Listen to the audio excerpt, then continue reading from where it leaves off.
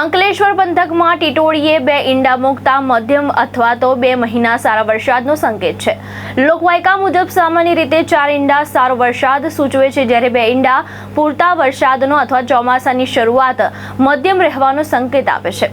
ગ્રામ્ય સંસ્કૃતિ અને ખેડૂત આલમમાં પેઢીઓથી ચાલતા આવતા નિરીક્ષણો આજે પણ તેટલા જ મહત્વના ગણાય છે। પ્રાચીન સમયમાં જ્યારે વિજ્ઞાનનો વિકાસ ન હતો, કમ્પ્યુટર, ઇન્ટરનેટ કે સેટેલાઇટ ન હતા, ત્યારે ભાવિ વરસાદની આગાહી વડવાઓ અવલોકન અભ્યાસની કોઠાસૂચને આધારે કરતા। ચોમાસાની ઋતુ શરૂ થવા અગાઉ જુદી જુદી રીતે વરસાદનો વર્તાવો કરતા, જે પ્રથા આજના આધુનિક યુગમાં પણ જીવિત છે। વરસાદના પરંપરાગત વિજ્ઞાન પ્રમાણે ટીટોળી 4 ઈંડા મૂકે તો સારો વરસાદ, ઊંચાઈએ મૂકે તો વ્યાપક વરસાદ એવી માન્યતા પ્રચલિત છે। ખેતીના જાણકારો અને વડીલો માને છે કે ટીટોળીને કુદરતી રીતે જ આવનારા સમયનો અણસાર આવી જતો હોય છે। જો ટીટોળી કોઈ ઊંચાણવાળી જગ્યાએ કે ટેકરા પર ઈંડા મૂકે તો ભારે વરસાદ પડવાની શક્યતા, અને નીચાણવાળી જગ્યાએ ઈંડા મૂકે તો માધ્યમ વરસાદની માન્યતા છે। ત્યારે અંકલેશ્વરના ભરૂચી નાકા વિસ્તારમાં આવેલા મેદાનમાં ટીટોળીએ 2 ઈંડા મૂક્યા છે।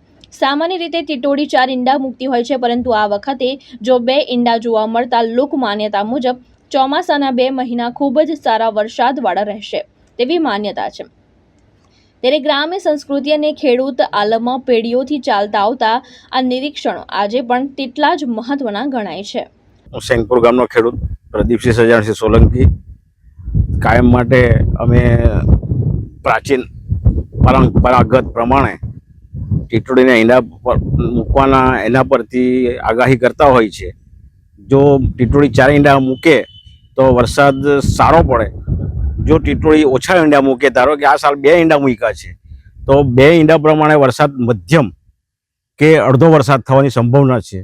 અને બીજી એમાં એવી ખાસિયત છે કે જો ટીટોળી ઈંડા ઊંચી જગ્યા પર મૂકે તો વરસાદ સારો થાય, અને નીચાણવાળી જગ્યામાં જો મૂકે ઈંડા તો વરસાદ ઘણો ઓછો થાય અને મોડો થાય, એવી અમારી પરંપરાગત ચાલતી આવેલી આગાહી છે, જેના આધારે અમે ખેડૂતો વર્તારો કરતા હોઈએ છીએ। ધર્મેશ રાણા, દૃષ્ટિકોણ ન્યૂઝ, અંકલેશ્વર, ભરૂચ।